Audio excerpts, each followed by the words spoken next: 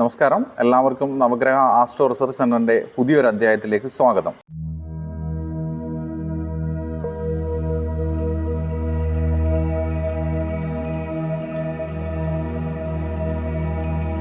ഒന്നിലധികം വിവാഹയോഗമുള്ള നക്ഷത്രങ്ങളുണ്ടോ? ഒന്നിലധികം വിവാഹയോഗമുള്ള നക്ഷത്രങ്ങളുണ്ടോ എന്നുള്ളത് അത് ഏതൊക്കെയാണ് എന്നുള്ളത് എല്ലാവരുടെയും ഒരു സംശയമാണ്. എന്നാൽ നക്ഷത്രങ്ങളെ അടിസ്ഥാനമാക്കിയല്ല വിവാഹയോഗങ്ങളും അതിൻ്റെ ഗുണദോഷങ്ങളും ഭവിക്കുന്നത്. അത് ഓരോ വ്യക്തിഗത ജാതകങ്ങളിലെ ജാതക ഗ്രഹ യോഗങ്ങളെ അടിസ്ഥാനമാക്കിയാണ് വിവാഹത്തിൽ ചില ബുദ്ധിമുട്ടുകളോ ഒക്കെ നേരിടുകയോ അല്ലെങ്കിൽ ഒന്നിലധികം യോഗങ്ങൾ ഭവിക്കുകയോ ചെയ്യുന്നത്. അത് നക്ഷത്രത്തെ അടിസ്ഥാനമാക്കിയല്ല.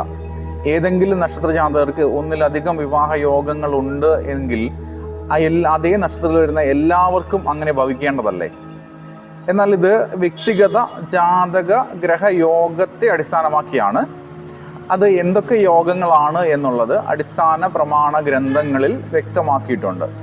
അത് നക്ഷത്രത്തെ അടിസ്ഥാനമാക്കിയല്ല, അത് ഗ്രഹയോഗത്തെ അടിസ്ഥാനമാക്കിയാണ് അങ്ങനെ സംഭവിക്കാൻ സാധ്യതകൾ വരുന്നത്. എല്ലാവർക്കും ഉപാസനാമൂർത്തികളുടെ അനുഗ്രഹവും കുടുംബ പരദേവതകളുടെ കാരുണ്യവും ഉണ്ടാകട്ടെ. അത് അപ്രകാരം ഭവിക്കട്ടെ.